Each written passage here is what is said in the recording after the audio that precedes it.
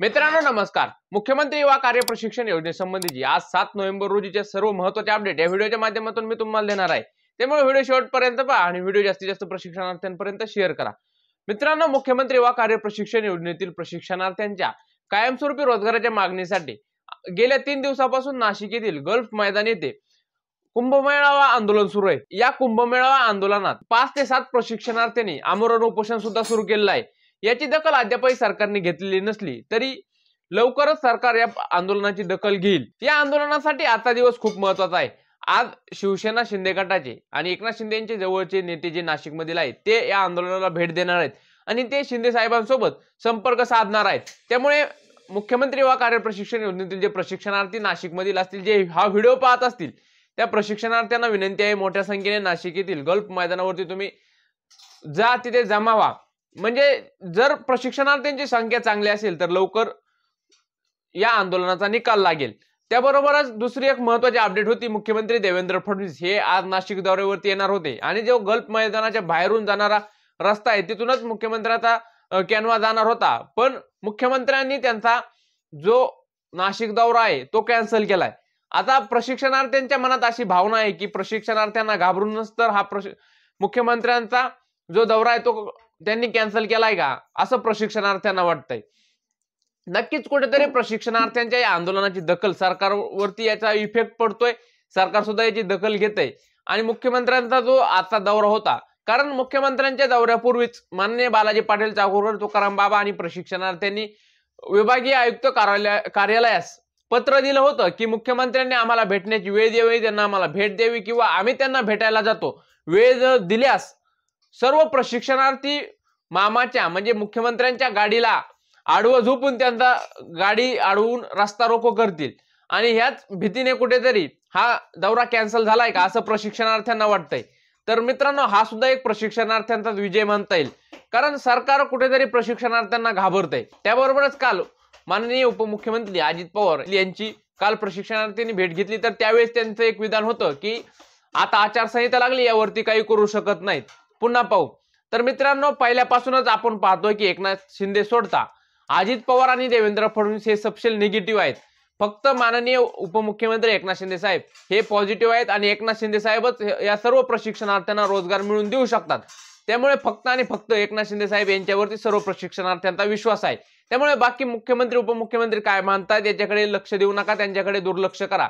आणि आज आंदोलनाचा 3रा दिवस आहे, महत्त्वाचा दिवस आहे। खूप मोठ्या संख्येने प्रशिक्षणार्थ्यांनी नाशिक येथील गल्फ मैदानावरती आंदोलनाला पाठिंबा देण्यासाठी उपस्थित राहा, एवढंच मी या व्हिडिओच्या माध्यमातून तुम्हाला सांगतो। त्याबरोबरच काल मनसेचे नेते यांनी सुद्धा या आंदोलनाला भेट दिली। त्यांनी सुद्धा जी महानगरपालिका या आंदोलन स्थळाला परवानगी देत नव्हती ती परवानगी घेतली, त्यानंतर पोलिसांनी सुद्धा परवानगी दिली आणि त्यानंतर संध्याकाळी एक विचित्र प्रकार या आंदोलनस्थळी घडला की जे तेथील पोलीस उपनिरीक्षक किंवा पोलीस निरीक्षक पीआय होते, त्यांनी तुम्ही काय तमाशा लावला अशा पद्धतीने एक विधान केलं। त्यावरती माननीय बालाजी पाटील चाकूरकर यांनी त्या विधानाचा निषेध केलाय, सर्व प्रशिक्षणार्थ्यांनी निषेध केलाय आणि त्या अधिकाऱ्याची डीजींकडे तक्रार सुद्धा केलेली आहे।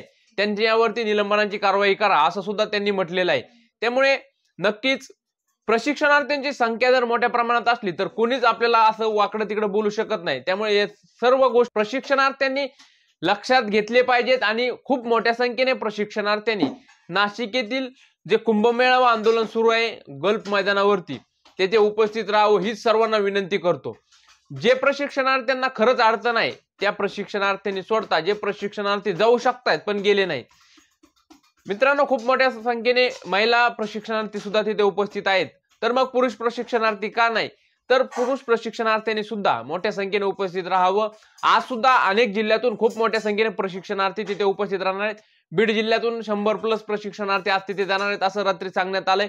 त्याबरोबर लातूर असेल, नांदेड असेल आणि यवतमाळ असेल, वाशिम असेल, या वेगवेगळ्या जिल्ह्यातून 25, 30, 15, 10, 50, 100 असे प्रशिक्षणार्थी या आंदोलनस्थळी आज येणार आहेत। त्यामुळे आज आंदोलनस्थळी खूप मोठी संख्या होईल अशी आशा आहे आणि नक्कीच सरकार या संपूर्ण प्रशिक्षणार्थ्यांची बाजू समजून घेईन आणि लवकरात लवकर या प्रशिक्षणार्थ्यांना कायमस्वरूपी रोजगार देण्याच्या दृष्टीने ठोस पाऊल उचलेल आणि प्रशिक्षणार्थ्यांना पुन्हा हे आंदोलन करायची वेळ आणू देणार नाही।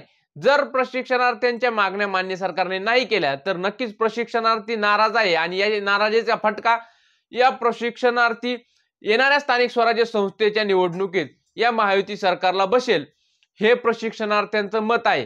कारण प्रशिक्षणार्थ्यांना जर सरकारने न्याय दिला नाही तर प्रशिक्षणार्थी नक्कीच या अन्यायाचा बदला येणाऱ्या निवडणुकीतून स्थानिक स्वराज्य संस्थेतून घेतील, असं प्रशिक्षणार्थ्यांचं स्पष्ट म्हणणं आहे. तर ह्याच अपडेट होत्या.